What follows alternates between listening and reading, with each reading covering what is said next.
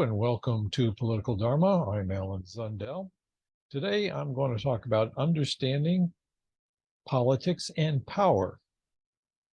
And I'm going to do this in three stages over the course of the next half an hour or so. First stage is to talk about the context of this discussion, that is, what I've been trying to achieve with this series of podcasts and videos and how this particular episode fits into that.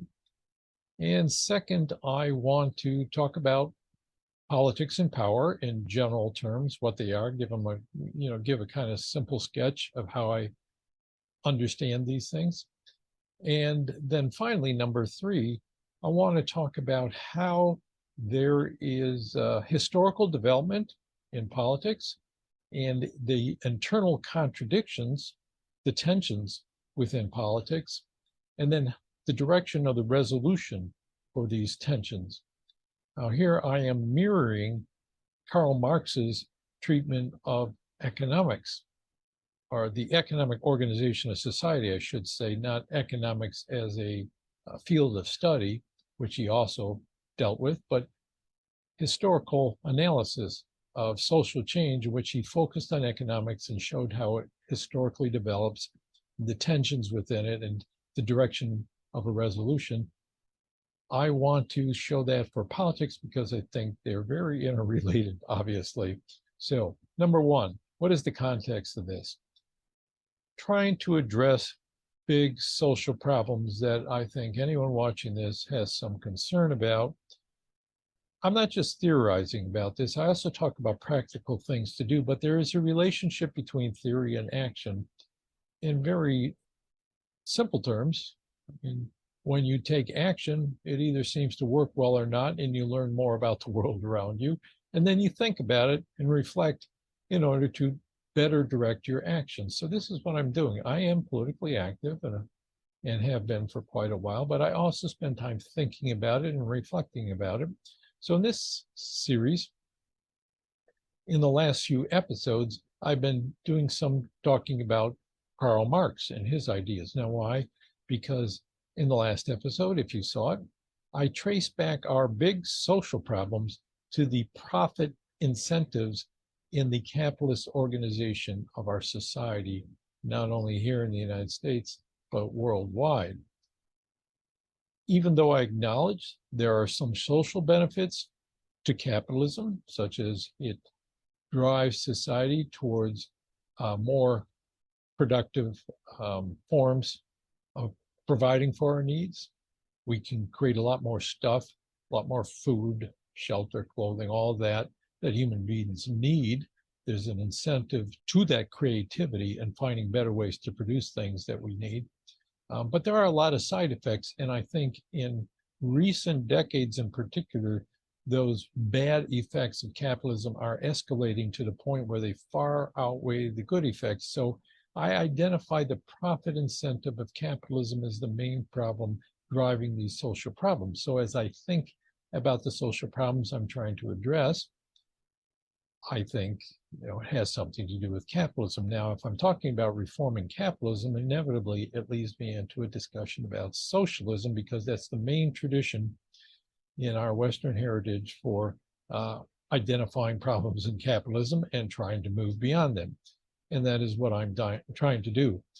And I found that anyone who moves in this direction, similar to mine, that is, they start to identify something in capitalism as at the root of the problem and delve in a socialist direction, they'll start to encounter ideas associated with Karl Marx. So I think that's why I need to articulate those and address those, because I think there's a lot of shortcomings in Marx's ideas that we have to move beyond them and build upon them and rectify them in order to proceed in a way that's more effective in addressing these social problems. So that's simply what I'm saying. I'm not saying throw out all Karl Marx's ideas, but let's build on them and figure out what needs to be added or changed about them. So my last episode and the couple of previous episodes, I was talking about some of these ideas of Marx. I'll say one more thing about this, which is that the other main features of capitalism that I identified in the last episode, which is that it's a money economy based on market transactions. and the role of private property in it, I don't see as central to the problems as the profit motive, but they're obviously connected. So I will get back to those in later episodes to talk about how to think about them in a more productive way. But today, I want to look at political power, because in the last episode, I also said I think that profits are primarily created by the exercise of political power in today's society. So we need to look at politics and how political power operates in order to address these things. All right. So I think that kind of gives you the context of where I'm at. One more thing about Marx's ideas, and here is where I'm adding to Marx and also incorporating Marx at the same time. Marx focused on the economy and the contradiction between what he called the means of production and the modes of production. Means of production simply means he's starting with a materialist framework, not that he's denying anything beyond the material. Obviously, humans have a lot of different subjective ways of interpreting reality. What he's talking about fundamentally, what we need to survive in this world is we take things from nature and we convert them into a form that meets our needs for survival and thriving as human beings. Like we find food and we find ways to produce food and we find ways to prepare food for consumption. And we build structures out of natural materials and we harness natural sources of power. So in all this, there's a technology of production, but at the same time, there's a way of organizing people to take advantage of that technology, to utilize that technology. And the contradiction he sees is between the technology of production and the social relationships around production. And the tension between them is what is moving us towards some kind of resolution in his eyes. Now, I would say that in talking about social relationships, we have to talk about politics and how politics is constituted. So really what I want to say, where Marx would say there's a sort of a base and a superstructure, the base of human reality is in our economic situation. And politics and religion and intellectual life are all built upon that in a sense, even though in his historical analysis, he makes them more intertwined. What I would say is they are intertwined. I would say there's a threefold base, and none of them can be considered purely base or purely superstructure. They interact with one another and they intertwine with one another. Those would be economics, which Marx covered and I talked about in a couple of episodes, politics that I'm going to talk about today, and religion. I think there's a separate source for religious conceptions outside of politics and religion, but they outside of politics and economics, even though it intertwines with them. I'll cover religion. I've talked about socialism and spirituality in other episodes. Talk about religion in future episodes as well. So, all right, so the base is composed of economic relations, includes political relations, and religion is part of it too, but today I'm talking about politics. So since the mode of production has to do with social organization, that's a political question. Now the word politics, and here I'm getting into the second stage of my explanation for today. I'm going to talk about politics and power. Word politics comes from ancient Greece, where the word was polis, for any kind of organized community. And Aristotle, who was a Greek who lived over 2,000 years ago and left behind some evidence of his thinking. We don't know if he actually wrote these books or if some student of his wrote them, if they're lecture notes or something, but he observed that human beings are a social animal. And by that, he means that rather than being like animals that live a solitary existence, hunting and feeding and sheltering on their own, and only come together occasionally to mate, meet and mate, and then disappear. Like say a crocodile lives all its life alone. It gets together with another crocodile to mate, and then it's gone. We are social animals. We live in organized communities. That is, communities, a lot of interaction between us in order to meet our needs, not only for providing for our survival needs, we interact and cooperate, but our sociability needs, because we recognize we're social and we're used to operating together, we have a need for being around each other. So Aristotle recognized people as social beings who live in communities that are interactive and have repeated patterns of interacting with each other. So it's an organized community. Politics, therefore, what politics is talking about is how these communities are organized. And power becomes a big part of the question because we construct governments that are meant to harness our individual powers and put them in the hands of fewer people to exercise over society. That's how government comes into it. Government is a concentration of power exercised supposedly for the benefit of community. I'll get into that in a minute. So what is power? Now, if you think of a primitive community and how it's, I don't want to use the word primitive, scratch that, an early form of social organization. I'm not sure it can be called primitive if they were less destructive and violent than we are today, because I see those as not good things. But let's say an early society, a tribal society, very small, and they've organized their ways of gathering food and hunting and feeding and raising their children, all that. They have an organized form of existence, mostly upheld through traditions. This is the way we've done it for a long time. This is the way that works for us, and we continue to do this way. You have an organized society. What is power here? Power primarily comes from individuals having the ability to do things, right? And when we exercise those powers in a collective way, the power increases. So if we can work together to produce food and create shelter, we're more powerful than we are alone. If we work together to go out and hunt prey, we're more effective than if we do it alone. So our individual power to do things, to understand how to do things and to work to get something done that's necessary for survival, we join together our efforts, and that creates greater power. So again, with this early community, it would occasionally have to adapt to changes, that is. Maybe the environment's changing, maybe another tribe moves into the area and there's some kind of conflict or competition over resources.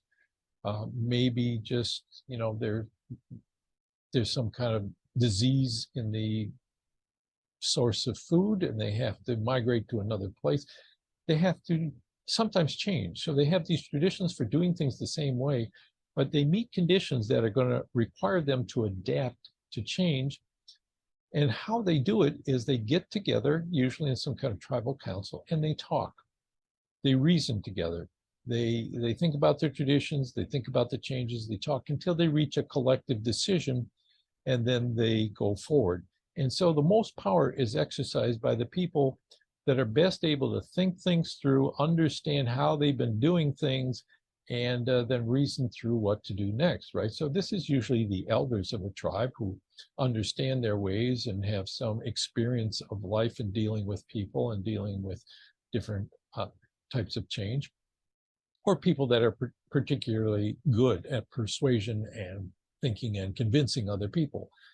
So they probably have a little more power than others, but everybody has the power of whether they want to ratify this change or not, depending on who gets to participate in it, of course. And in a lot of societies, it's mostly men. Some it's both men and women. I don't know a lot about the anthropology of this, but you can imagine that kind of situation. And what we usually associate with power, meaning violence and coercion, in this society is more likely to be used against outside enemies, like other tribes that are threatening them, or to be used to hunt down big prey.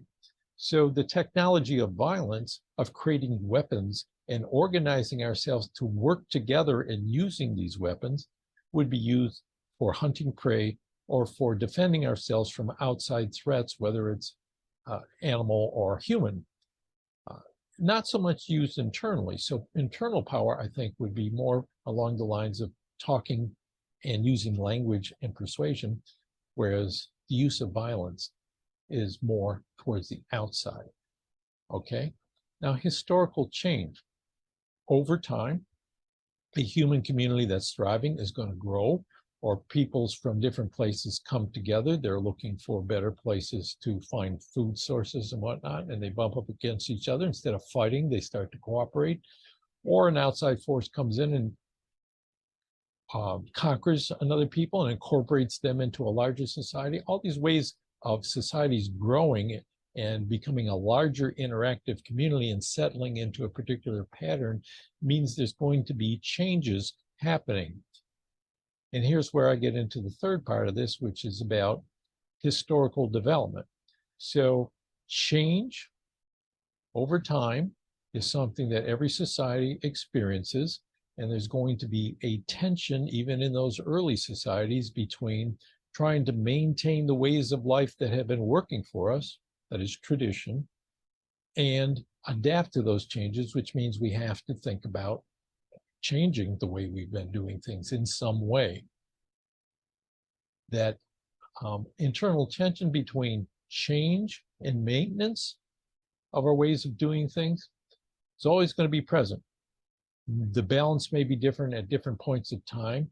Sometimes we may feel like, let's just keep things going the way they have been because they're still working well. Other times, some things come along to disrupt the effective functioning of those traditions, and we want to think about changing. So there's always a tension between trying to maintain the way we do things because their survival and our thriving depends upon doing things the way that seems to have been working and largely maybe still is working, or changing when we need to because it's not working so well anymore. And it's always going to be a question of how far or how fast do we have to change? How big is the threat? What is the nature of the threat? So change over time. Getting back to what I was saying, I was jumping the gun a little bit, where communities get larger and there's more specialization of functions. In economics, we have a picture of what this means. You know, some people focus on farming, some people focus on making farming tools or building shelters or, you know, carving wood. Others may specialize in working with metal, and others may specialize in other areas. The same way, you're going to have specialties in these functions of maintaining community and adapting to change, and also the use of organized violence, right? So you're going to have specialists in violence.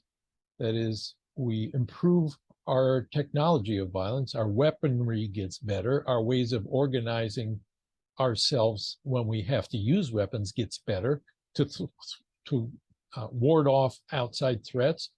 Usually that, human threats, I don't think animals change that much or become more threatening that we need to develop our technology of violence, but human threats, we develop our ability to not only threats, but also offensive reasons we may want to go and raid other tribes. So the development of the technology of violence, better weapons, better organization of our use of those weapons, and finally specialization of the part of the population that is skilled in using those weapons and working together as a subgroup within the larger group. There's a subgroup that specializes in working together to utilize that violence. Now, internally, you also have a specialization of the folks that are supposed to think about, you know, maintaining our ways of life and adapting to change when necessary. And these are going to be the folks that are good at thinking things through, understanding the way we've done things before. That is, they have a grasp of tradition, language, reasoning, persuasion, all these things, and they become a form of government, right? We choose people to fulfill that function because we want them to be able to maintain this more complex way of life and help us to keep in mind how we should be all working together and why we should work together, and when we need to change be able to persuade us that a change is necessary so we can all adapt to that change. Now, these skills in that internal type of maintenance or change have to do with things like telling stories, like myths, not myths in the sense that it's falsehoods, but myths in the sense of a larger story about who we are as a people, where we came from, where we're going, and why we do things the way we do. It embeds our ways of life into a story. And those stories are also helpful when you have to make changes, because you can tell people, well, according to our story, this is what we're all about. And now, we're not able to do that so well, so we need a change. They try to fit it within the story. In other words, we have ways in our heads of thinking about who we are as a people, what the larger world, what the purpose of human life is about. And we draw upon those and utilize those stories, adapt those stories, sometimes make changes to those stories in order to help people adapt to change. People are good at reasoning. People who are, to whatever degree they're good at it. In modern society, we have highly developed skills of reasoning and still working on it. And some people are better trained at it than others. So education, religion helps shape our ways of interacting with each other by, claiming some kind of divine sanction for it, or some kind of larger framework of understanding why we do the things the way we do.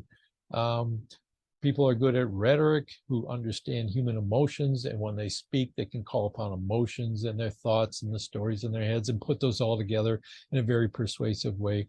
So essentially, this is people that fulfill political functions, are politicians.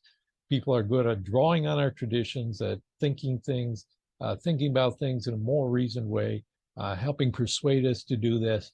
They may be better or worse at it. And then we have ways of choosing who those people are, which are various. And Aristotle was already dealing with this, talking about the various forms that government can take, from monarchies where most power is put in the hands of a single person, or who is aided by a slightly larger group of people that assist and advise that person.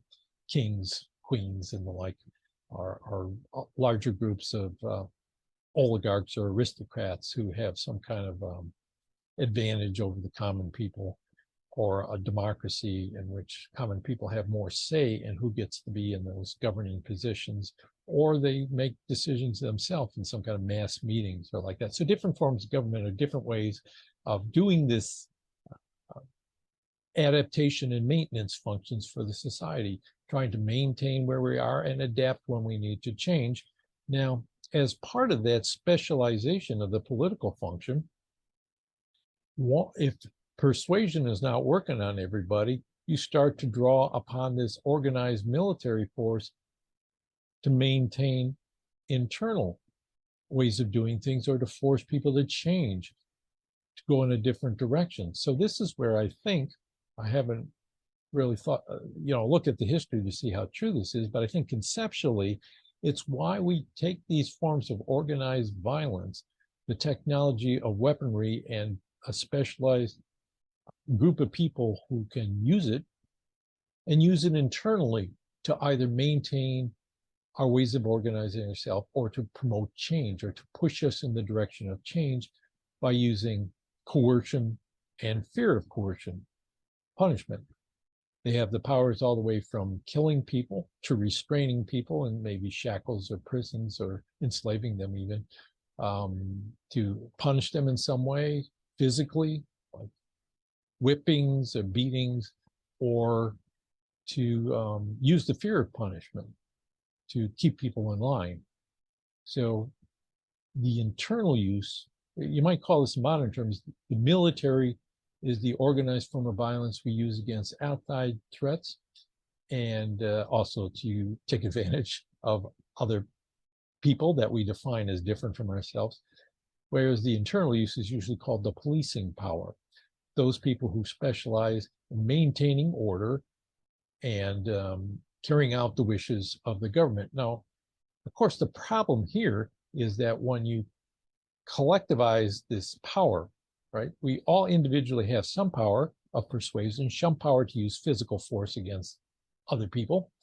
When we collectively gather all this individual power and put it in the hands of a smaller set of people the force is magnified, the temptation is for the people seeking those offices to seek it for their own advantage because they want power over others. They either enjoy the sense of power over others, or they're using it to benefit themselves, and probably both. They're using it to gain a greater share of the social resources. And this is where you have class divisions, right? Marx talked about the modes of production involving classes. One class does the work, another class is the owners who have greater benefit from the work, and they're carrying on functions that involve, political organization. That's how classes develop. It's applied not only to the economy, but to life in general.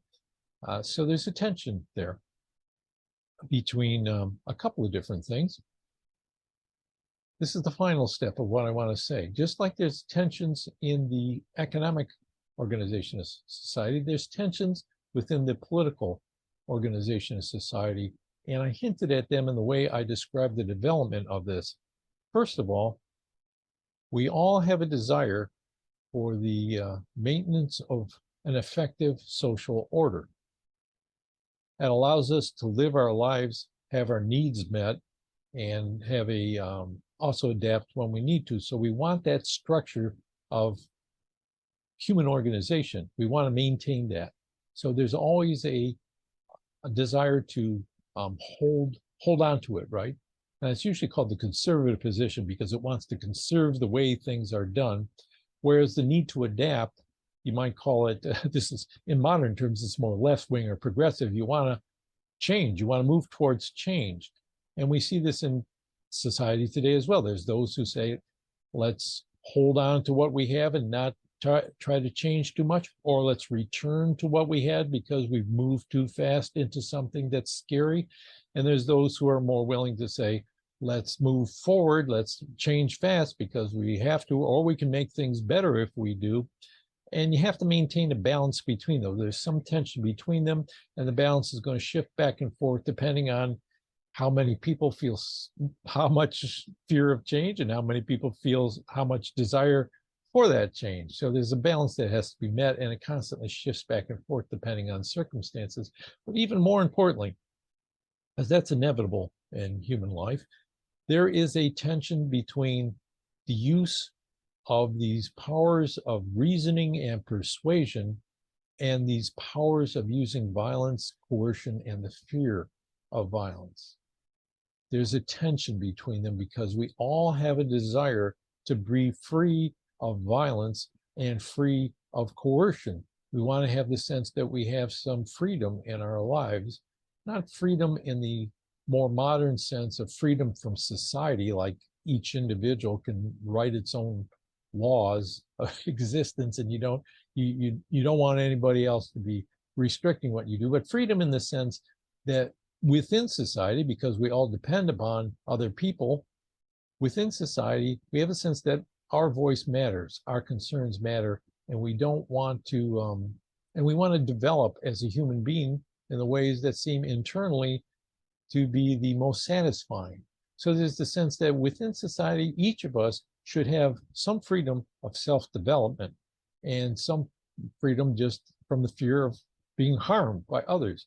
So the tension between this use of violence and coercion and fear and the use of reasoning and persuasion is one in which I think we probably started from having the first and then the other became applied to internal management of society.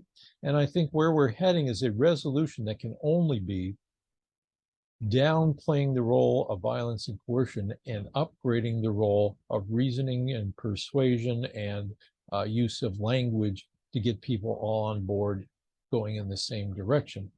Now, this has two implications.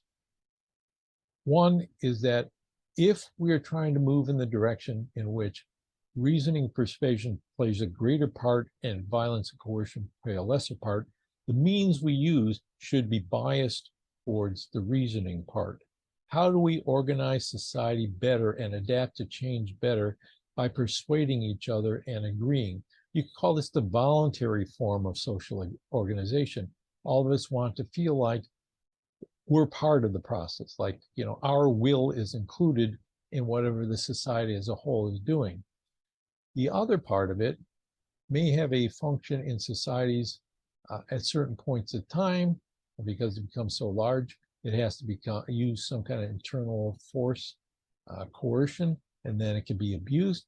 I think we have to move towards reducing that, which means our methods should be biased against the use of force and violence where necessary. So this has implications for the practicalities of political action. If our action is going to be not only contributing to change in the right direction, in a sense of adapting to some kind of disruption in our society, but also change in the direction of making violence internally less necessary, it will be biased in the direction of what we might call voluntary and nonviolent forms of political action. So that's one of the thoughts I want to leave you with, and it's why I've talked in the past, not so much that just the moral sense that nonviolence is superior to violence, but in the sense of our social future, because we're becoming one worldwide, global, interactive community. We have to find ways to minimize violence or it'll destroy us all.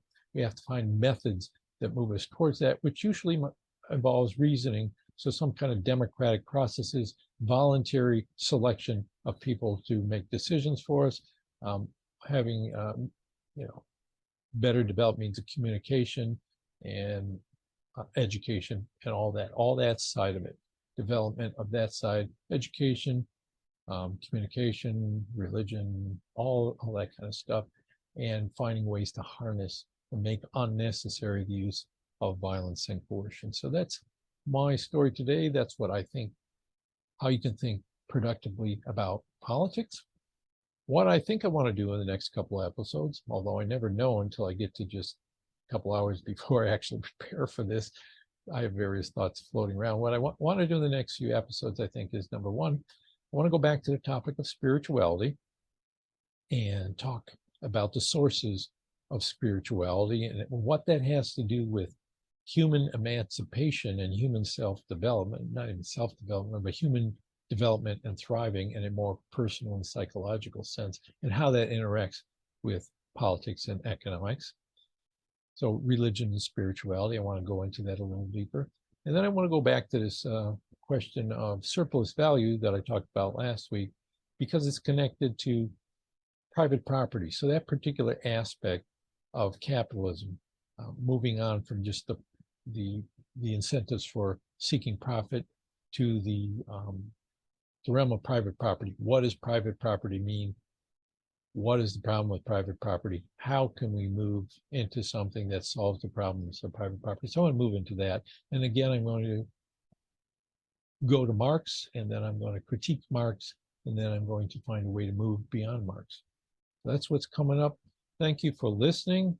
Thank you for those who have been giving likes to these videos or sharing them with other people.